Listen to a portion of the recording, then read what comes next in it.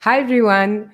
And the question we're here to ask is how can we use growth hacking to innovate better? Welcome to Invincible Innovation Live. I'm Mazor, Kario, innovation and value creation expert, and I'll be your host. And today with me, I have Dan X. Hey, head of Hey, good morning. innovation at Growth Right Academy, right? That's right. Yeah. Yeah. And because we are live in LinkedIn and YouTube and Facebook, I'd like to invite everyone to join us and ask the question and join the discussion. So you're very much invited. So let's start. What is the secret of using growth hacking in innovation? Well, that's a good question and an interesting one at that. They're a little bit apart, right? In the sense that growth hacking, technically speaking, is about taking a product that has product market fit or a service that has product market fit and scaling it. But still, there is some intrinsically useful stuff in there, which I'd say is in a way almost the same. You can grow a product by being religious about customer centricity and zooming in on what the customer wants. And ultimately, that has to be the first step in any innovation process as well. Sure. But beyond that, I'd say that the scientific method, so rapid experimentation, really is key. And I think that there are some lessons to be learned in the innovation domain when it comes to sort of looking at growth hacking, because often I find, and I'm also keen to find out what that's been like for you, but that in innovation, people can get really hung up on design sprints, which in itself can be super valuable. Right. But the amount of evidence you get in on via design sprint on proving something like problem solution fit is actually fairly limited. Right. You're doing I, yeah.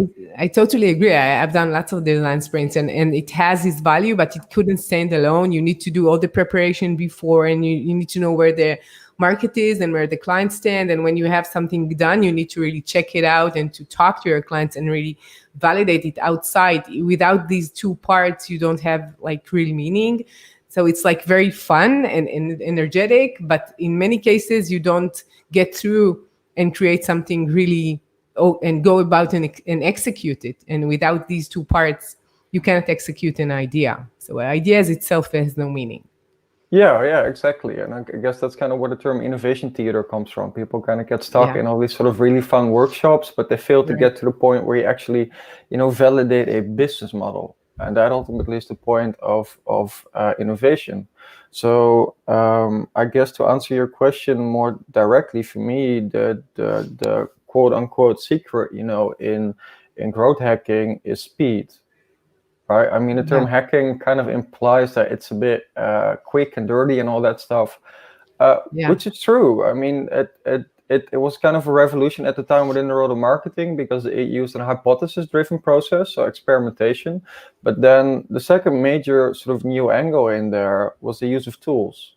So you don't have to be a developer anymore to test something. You can do sort of no-code MVPs or no-code landing pages. right, And I mean, that concept is a lot more well known these days than it was a couple of years ago. But right. I'd argue that still that type of speed is crucial, because even if you were to start with let's say a design sprint and you come up with a value proposition that's meant to address a problem that you hypothesize a certain audience or persona has. If you're going to get bogged down in experimentation rather than, let's say, rapid experimentation, I'm sure a lot of people working in corporate innovation will recognize this. You're really not going to get that far down the road. And ultimately, it's actually quite probable that you fail because in the end, and again, I think this will resonate with a lot of people, innovation is a numbers game. It's about probability. If you were to go Right. out and study, say, the success ratio in let's say the venture capital companies, you'd notice that typically only 1 in 10 has more than a 2 or 3x return, and about 5 in 10 actually don't return anything. So that basically means that there's this sort of small sort of success percentage where you need to make the actual return on investment to cover your losses and all the bets that didn't work.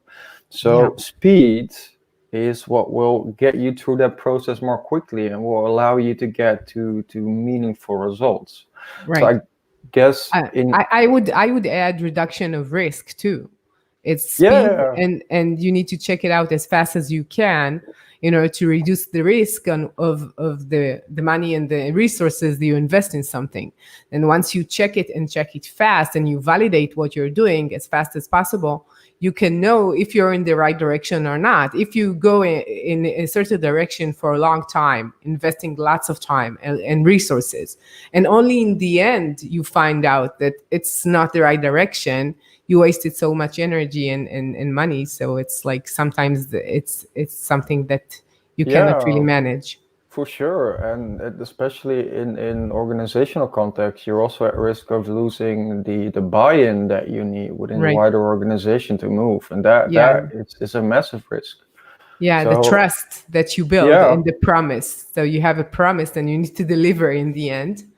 And I totally agree about what you're saying about design sprints, because I find it like, as someone who's done lots of them, I think that in many cases you are in a high after you're doing it, and then there comes the real work. So after you have everything, like that's the kickoff, and then you need to really do it, and mm, then bring in the numbers and go to the C level and show that you're in the right direction, and get to know like what enhancements you need to do, and maybe you need to pivot, and it's all based on the information that you're gathering. And without gathering this information, you're not in a good spot.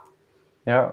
So with that, maybe there's another interesting angle to answer your original question about, the secret of using growth hacking.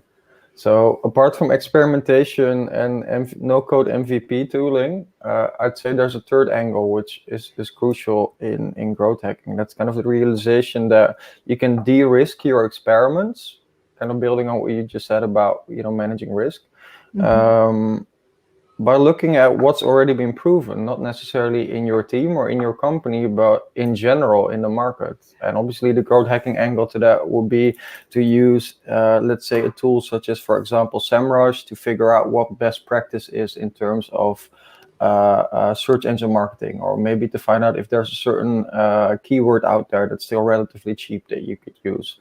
Within the context of innovation, however, you can use a variety of different tooling, especially if you are in B2C or in any type of business where the transaction is primarily online.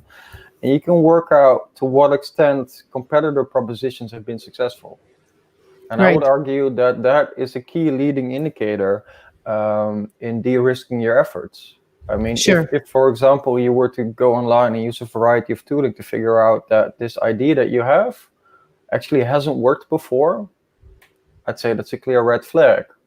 Yeah, it depends. Maybe you have a very new idea that was never tested. If you're doing something that you have already competitors or several competitors out in the market, I totally agree with you. Because you can use the data from their experiments and what they know about the market in order to do your experiment better, and start from a better start. But if you're doing something which is maybe new or maybe groundbreaking in your market, or maybe it's a B2B thing, which is like much harder to gather the Yeah. information, I think it's harder. So what companies need to master in order to really continue to grow, even like in times of crisis like we have now? Well, I'd say first and foremost, kind of what we're already talking about, kind of the realization that arguably, innovation is risk management, but ultimately running your business is risk management. And I think the traditional approach to that has been cutting costs in times of crisis. But I feel that in the 21st century, not just because of the COVID crisis, but in general because of, let's say, the climate crisis, because of the pace of technological change, we live in an age of constant disruption. Right. And assumptions that will hold true over decades are clearly out the window. And if anything, the COVID crisis has just been an accelerator in that. I mean, Steve Blank Right. did a really cool article on that just after it happened, saying just Mhm. this, your assumptions, they are Yeah, gone out the window. out the window. So I guess in order to manage the crisis, or even to grow, whether it be this one or whatever crisis is up next for us, because there will be one sooner rather than later, Yeah. um, you need to understand that we live in an extremely complex world with a lot of interdependencies. And what you need to do is figure out a way to manage that. Right. And that, for a large part, definitely involves innovation. But innovation cannot stand by itself because, within the context of a business, innovation needs money, needs resources to fuel its search process before it gets to a point where, via failure and iterations and a lot of stuff that didn't work and some stuff that did work, you get to new business models that start making money.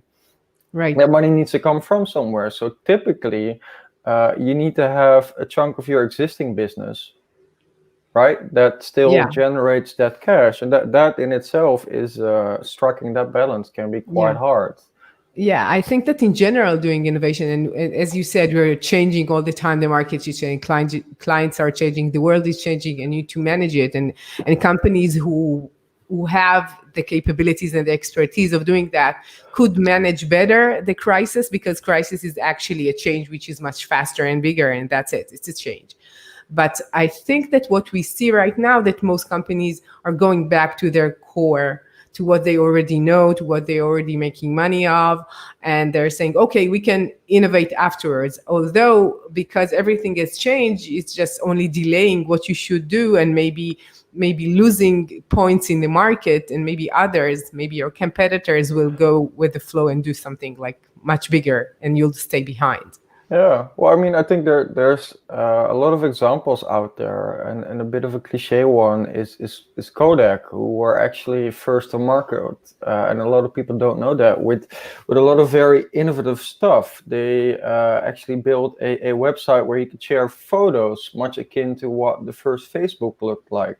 They were the first to develop a digital camera, but still, we all know what happened to Kodak, and that's because at one point new leadership took over and they started running the company in a traditional way, in, let's say, a CFO way, where they ran it off a spreadsheet and they started cutting costs. And then we all know what happened. Yeah, And if you were to sort of and you think that, or that they cut the innovation part, or the parts were not profitable enough right now, because yeah innovation takes time, right? So maybe it was in the beginning of these sharing and digital stuff, and maybe they thought, okay, now we're going to go back to what we already know. We're making lots of money here, and they're cutting on the less known stuff, which are new and innovative. Yeah, and I think even beyond the Kodak case, that illustrates the world we live in these days. Because even if you have something that is a proper cash cow now, that is not going to last.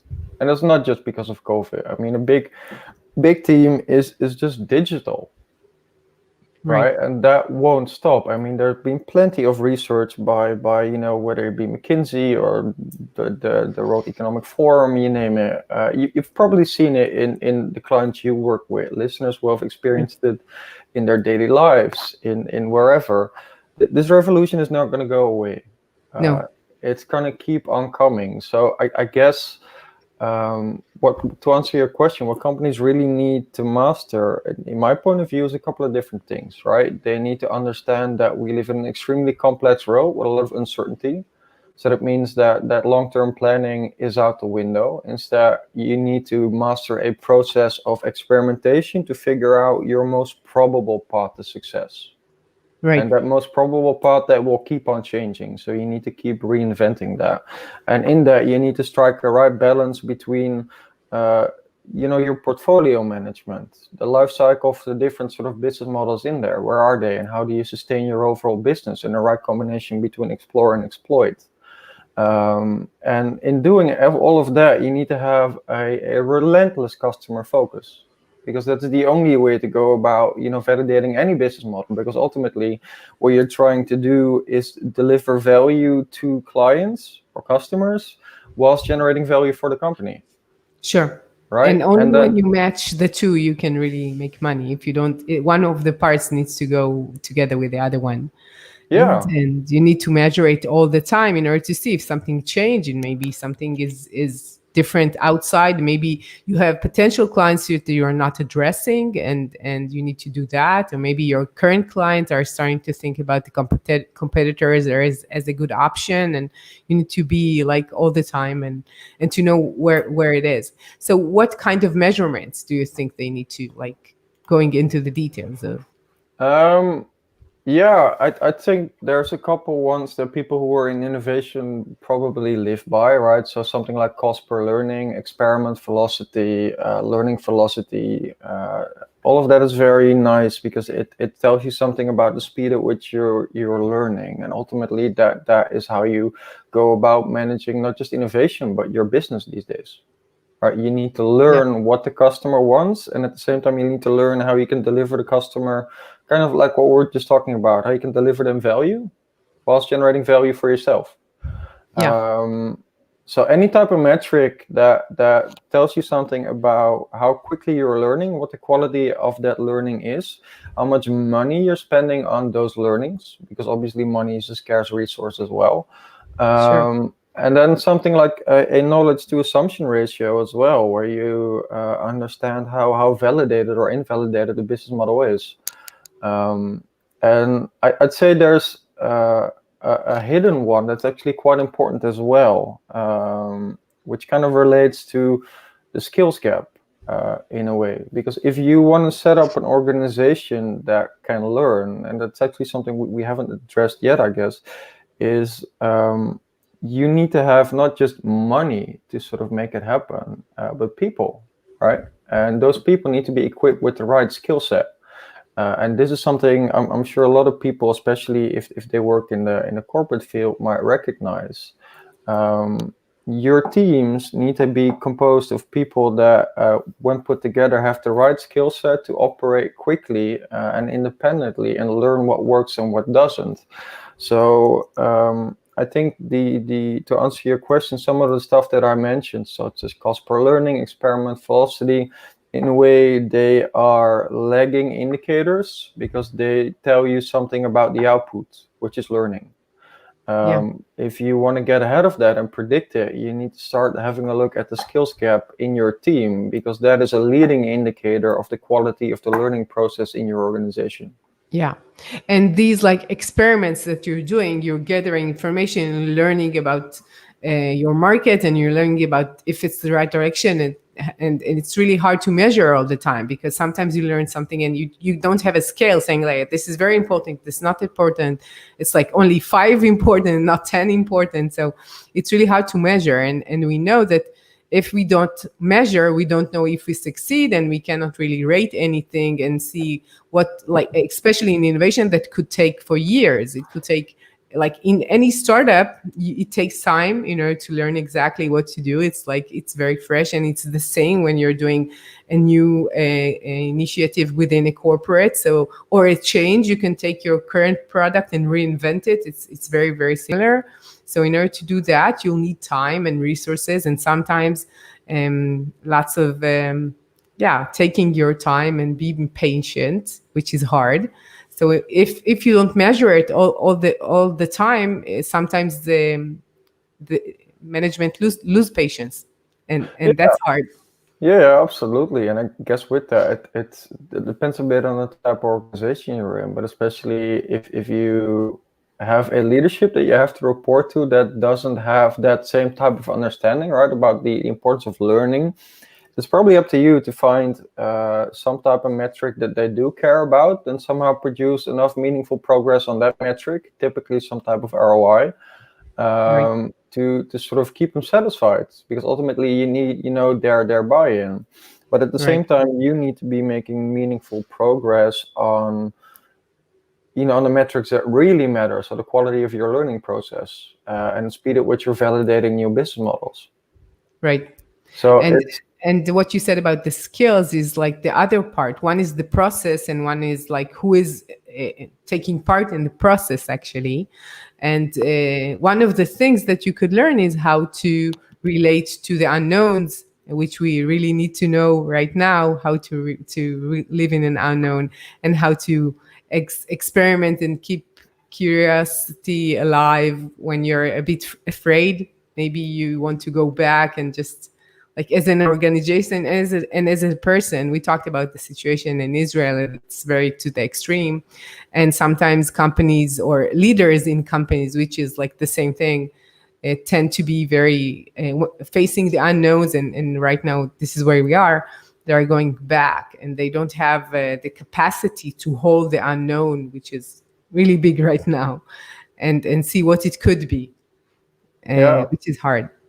Which is yeah, hard. that's super hard. That was 100% right. I guess that comes down to concepts such as anti-fragility and having a growth mindset, right? So Growth. basically, I guess it's your ability to recognize that there's a lot of uncertainty, and I think that in the past we as a human race have been in denial about that. There's always been a lot of uncertainty, but we just sort of managed to conjure up a society that pretended that wasn't the case. Yeah. And as we move deeper into the 21st century with the crises that are hitting us left and right and center and everywhere, it's an undeniable fact of life. So what we need to do at its core is recognize that there's going to be a whole bunch of problems that at a human level scare us, Sure. right? But Sure. then sort of accept that fear for what it is and recognize that, look, hey, I don't know how to solve this problem, but I can learn, because Yeah. that ultimately is what makes us human, our ability Yeah. to learn. Yeah.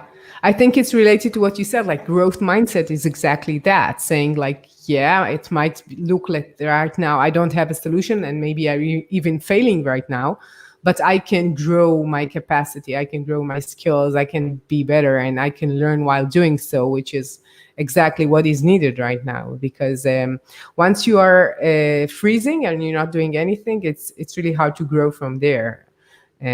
But it's not like criticizing. It really makes sense. Like I heard, I wrote a book. It's almost done, so it's almost like out. It's called "How is the Power of Change," and one of the things I talk about is that there was like an experiment, and it was like people could they went to a place, and sometimes they got an electric shock, and sometimes they didn't. So it was 1 week from one time to the other, and never knew. So it was unknown if they would hurt or not. And in many cases, they would prefer during that week to know that they would get the shock than not knowing at all. It was much harder for them, the unknown, than really knowing that it's going to hurt. And I think that as a species, we're not built to be for a long time in the unknown. And it's like we're fearing that. It's like fear of the dark, that you don't know what's outside. It's everybody's, especially when they're kids, they're afraid Yeah, of that. but don't you think that at this point in time we have to? I mean, there is so many Yeah. existential crises hanging over our heads, whether it's the current sort of health crisis or the economic crisis that's already taking shape and Yeah. form, the way that we're absolutely wrecking the climate and the planet. Yeah. And that's just the top of the list, right? Change is Yeah. inevitable, and It is. it might be hard, but also if you look at human history, it's been change all over. The one thing that is true, though, is that the pace of change is accelerating. So Yeah, we see that. I think that, as you said, as human beings, we always needed to do that. We always needed to confront the fact that we don't know, and we were quite good at avoiding to think about that. And now we cannot really avoid that, and nobody can avoid that right now. And it's a capacity, something that is learned, and it's part of your nature. But I think that leaders of companies and entrepreneurs is like something that it should be built in their skills. And if you don't have that, it will be very hard for you to innovate and to do something, especially at that time. So tell us about a use case of one of your clients and how you help them innovate successfully. well, there's two that actually came to mind for me. So I guess purely in terms of innovation, there's been a big Dutch mobility company that we work with to essentially help them get to their most probable path of success in terms of innovation. So we used a selection of methods that we kind of talked about at the start of our session today. So that's rapid experimentation, but that's also in big part competitive intelligence. So, going into the market and using a variety of tools to figure out what competitors actually have traction and which don't. And then what type of marketing and sales efforts they're using to get there. So essentially, you're making an effort to do an educated guess as to in what markets there is enough evidence of traction present without there being massive competitors already present that have kind of swept in and eaten up the market whole. So basically, it means that they have a very realistic chance at proceeding if they were to succeeding, if they were to go into that market. And then beyond that, what we did is we helped them because that way you're kind of skipping the line to let's say problem solution fit, because you already know that something works. You already know that people are paying others for that service. So then you just need to prove that they will pay you. So then we ran a variety of quite rapid sort of experiments with them, with their team, to help them prove just that. But beyond that, and I'd say that that's actually one of the more important things, is we actually help them and their team by educating them in this process, so that afterwards they'd be able to apply that method, that mindset, and just that sort of general process without us. Right. I think it's very important to gather the information from the outside consultants and resources and take it into the company. And then it's part of after a few like experiments, it's part of the DNA of the company, and you don't need to go outside and learning all the time outside. And it's more than that. When you have someone from the inside doing that, he could advocate these kinds of methods to other departments and really go and really sell the idea and get the buy-in in order to do it more. And when it's from the outside, it's less probable to do so, I guess. Yeah, for sure. And I guess also building on what we talked about earlier, what people or organizations need well, just to stay alive, but also to thrive in these times. It, like we said, it's an ability to learn. So if you can somehow instill that, so the ability to have a self-learning team, or ultimately a self-learning organization, that's an extremely powerful thing to do, because at that point in time, not only will you not need consultants or trainers or whatever anymore, but more importantly, you'll be in a good place to manage constant disruption. Because even if you were to build a really successful new business model, I can promise you, and I'm honestly willing to bet an arm and a leg on it, that will be disrupted at one point.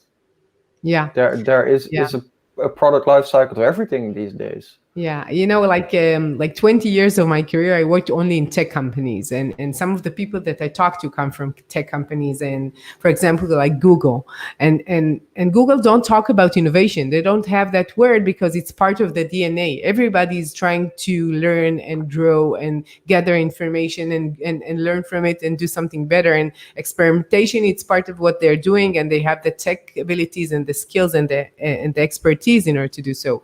And I feel that the word innovation is like something that you teach from these domains and from startups and tech companies into companies which are not natively digital. They were not born into the tech industry, and they can learn from there. And I think it's very important to have that today. As we said, everything is going to be, especially now when it got such a boost for digital, everything is like we're working and learning and doing everything like online. So we need to do that. That's for sure. For sure. In fact, there's I guess a second use case I'd like to mention there, if you don't mind, just to sort of I guess impress upon people the importance of learning. So we have a different client, and this was not an innovation project at all. It was very much Horizon 1, incremental changes and improvements to their existing core business. And the reason I bring it up is because I think it sort of shows a very valid point about how that sort of learning mindset taken from innovation is relevant everywhere. So they had a data department where they employed a bunch of extremely capable data scientists. So this was a big Dutch retail client, And the retail sector is extremely digitized, at least in most parts of the world it is these days. So there's a lot of data, but then the typical question is, how do you actually generate business value from that data? And Yeah, that's a massive sometimes they problem. have too much data, but they don't know how to analyze it and what are the results. What should they do based on what they analyzed? Yeah, and what we find actually with a lot of our clients is what McKinsey is called analytics translation, is that there is a major gap often between these really intelligent and capable data scientists and the actual sort of business part of the organization. Because to put it simply, they don't speak each other's language. Right. They just don't. There's just a lack of shared understanding, and that means that even though there's a lot of data and a lot of insights are being taken from that, it's not translated into actual business output. So this is something that particular clients struggle with. So basically, that means to connect data insights to business outcomes. So what we did for them is we built an academy to train these types of profiles.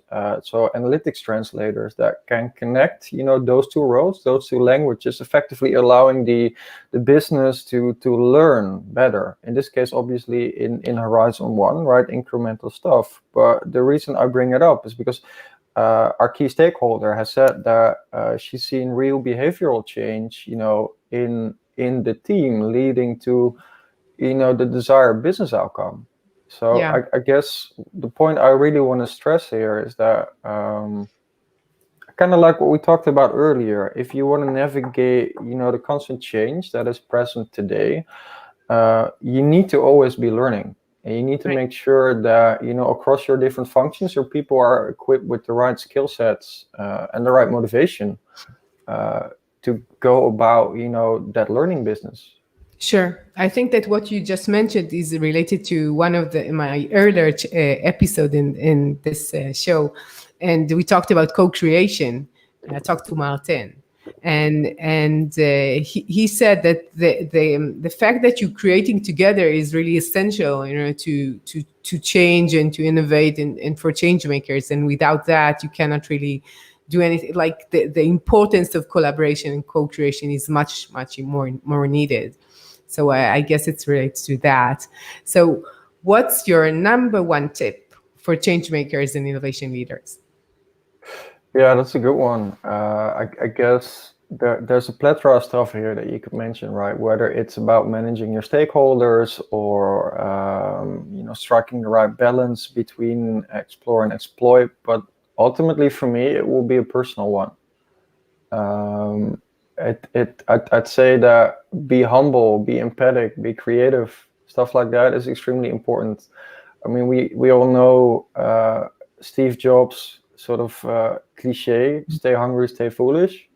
Yeah. I think those are powerful words, and there's a reason they resonate. Like at Grow Tribe, we say our creed is always be learning. I guess that very much captures the same spirit.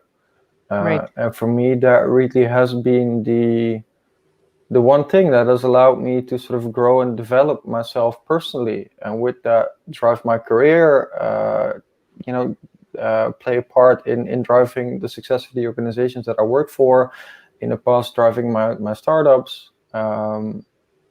This is it. It's kind of like what we talked about earlier, right? We're all humans, so we have Right. an amazing ability to learn, and with that, like you said just now, also an amazing ability to work together, so we Yeah. can learn even better. And I'd say that is absolutely at the core of well, first and foremost being human, but then also just getting stuff done and finding, that most probable path to success that we talked about. Yeah, I totally agree. I really love the fact that you took something which is more like very personal and not like very like big leadership thing. I think it's a we're all starting as human beings to understand the meaning of what it's really like to work together, because when you're apart you have all these obstacles on the way and it's harder to do like innovation from afar and do it online and do it with so many harder things to handle. And you understand that when you meet someone and you really understand each other, you can create wonderful things. And one of the things that you need to have in this meeting that both parts want to really learn.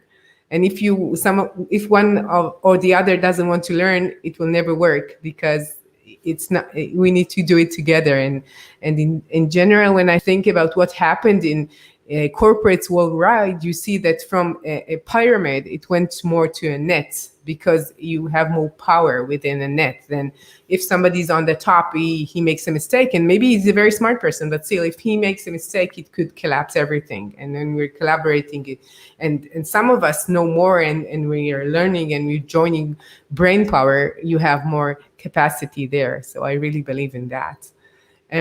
So I want to thank you. We had so much. I think maybe we should have another one. I really enjoyed it. And tell me, where could people hear from you and maybe contact you? Yeah, so well, first of all, I also really enjoyed it. So thank you for the opportunity to have a conversation. And I guess if people wanna reach out, they can find me on LinkedIn. And I did set up a short link, so that is grow.ac/Dan. Oh, very nice. And I'll add it to the description of the video. So it's been such a pleasure. I really enjoyed it. And we should talk again for sure. For So, sure. Yeah. and to all the change makers out there, thank you for joining me. Have a great week. Thank you. Bye bye.